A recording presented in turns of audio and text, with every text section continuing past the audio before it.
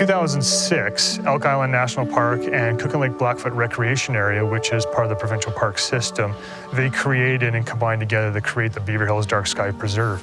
But since then, we've had Strathcona Wilderness Center has come in, Ukrainian Village, Sherwood Park Fish and Game Association, the Beaver Hills Initiative has joined in, and Miquelon Lake Provincial Park. So all of those partners are coming together, and we meet on several occasions over the winter and the summer to bring together this festival every single year. Every year we have a celebration of the night sky. This year it's hosted in 2 locations, at Miquelon Lake on the Saturday and then on Elk Island on the Sunday. It's a good excuse for us to invite folks out to celebrate the majesty of the night sky and to explore things they may not have seen before. Pretty amazing. That's what a telescope does. Makes everything look big and close by.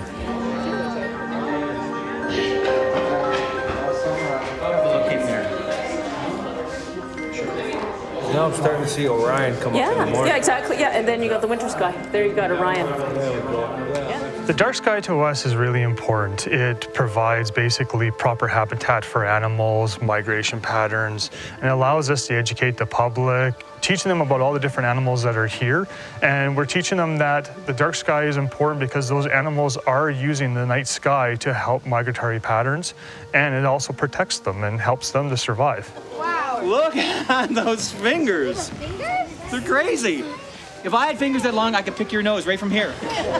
At today's star party, I was doing a presentation not on stars, but on bats and owls instead. And that's because this is a celebration of the night, and which we celebrate the stars, but we also celebrate the animals that make the night their active time of the day. Yeah, so you can see the finger bones, very long and slender, support the structure of the wing. For many animals, the dark sky is an essential part of their life cycle, and if we don't control the amount of light, then that affects those particular animals.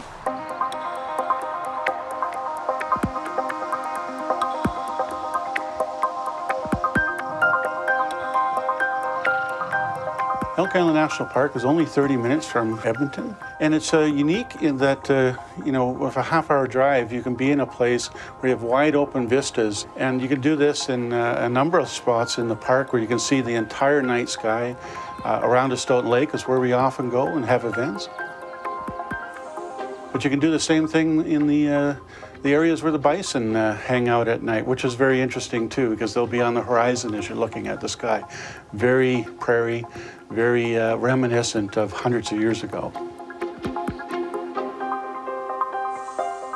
The whole point of this event is to share the night sky, the dark sky, and the concepts and principles of dark sky and preserving our dark sky as a resource with the public at large.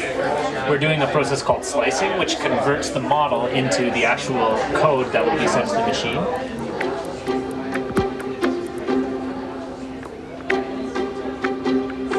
We have some amazing keynote speakers. We have Ross Lockwood coming in this evening, who was on a 4-month NASA mission. And we have Wilfred Buck, and he is of Cree descent, and he will be offering the amazing First Nations perspective of the constellations. I was part of a mission in Hawaii called High Seas.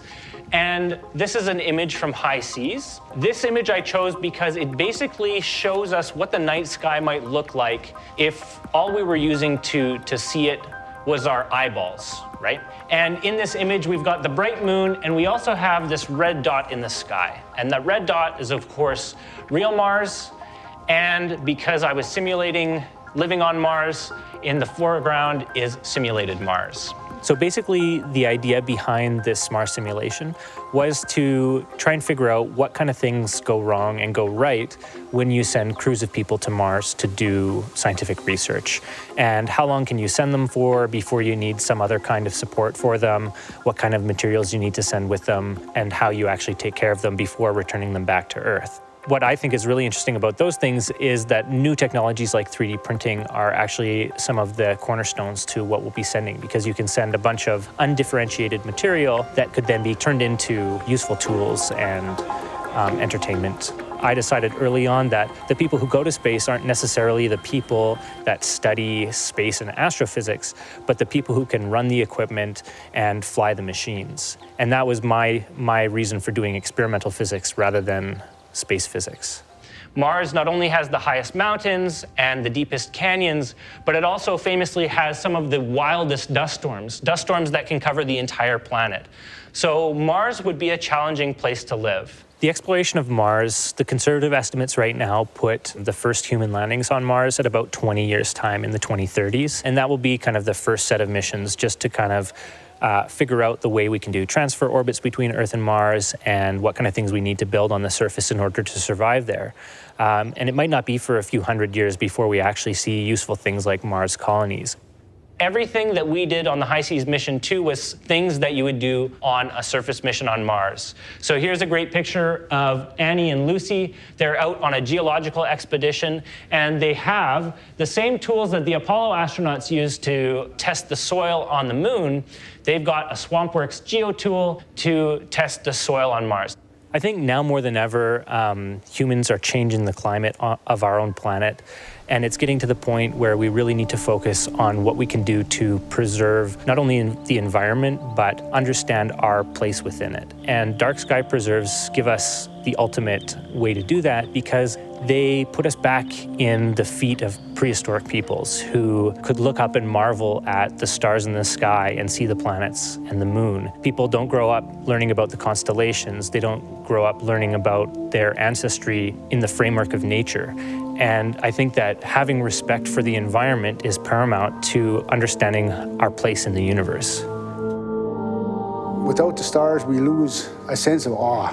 If you're at a dark place, you can look up and you can see forever in the sky. And there's all kinds of stories and all kinds of questions that come up. And for the First Nations student that's doing that, they can begin to make sense of the world and make connections with what's up there and what's down here. My people believe that we are star people. We originate in the stars and we go back to the stars. We come to this place to learn about things that we can learn as beings of energy. We call the beings of energy Kiishikuogak. Kiishikuogak is the light, the energy of those beings. It's very important that we disconnect from the fast-paced electronic world and reconnect with the spirit. Something in the psyche of the human being needs to look at the sky and experience it and recognize it. And we've kind of lost that in our urban world today, where you really might see a few stars or perhaps a planet that's nearby that many people don't even recognize as a planet. Come out to a dark sky preserve like what you would find in Elk Island National Park and see that amazing background and think back to a time where we only had campfires in that wonderful sky at night. One of the quotes I got was from Cree Chief Crowfoot. And he said, "What is life? Life is the flash of a firefly in the night. It is the breath of the buffalo in the wintertime. It is the little shadow which runs across the grass and loses itself in the sunset." Just looking at that, you can tell that for him, what life meant. It wasn't just a simple thing. It was something very complex. And it was something very small, and it was something very big.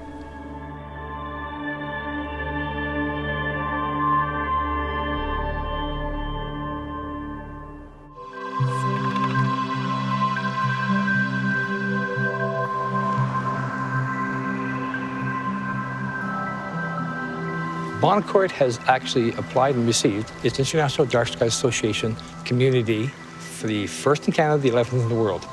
The reason why we've done this is because we want to be unique. We want to be that community that actually shows the world and our region that we actually appreciate the environment, and that is exactly what we're doing when we actually look at our youth and our future. There was 10 projects we had to undertake for the designation, ranging from education, outreach to the community. Other things we did was we did a full retrofit of all of our streetlights in town, so there's not one lamp in town that doesn't comply with the dark sky. Everything is what they call full cutoff or shielded. The residents see it as something that puts Bonnecourt on the map, so they take pride in their community and they see that. and the equinox is a showcase of that. The visitors coming to the community are hosted by the residents, not only the town running the event, but they get to interact with people in town. And people generally are looking for growth without it affecting the rural aspect of the community. We definitely need more services and stuff to come in, and this tourism message is starting to bring that in. We need to provide the opportunity for the next generation to realize that there's more to life than just going to work every day. There's more to things that's happening. They need to be able to see that the world itself is not just here, it's out there.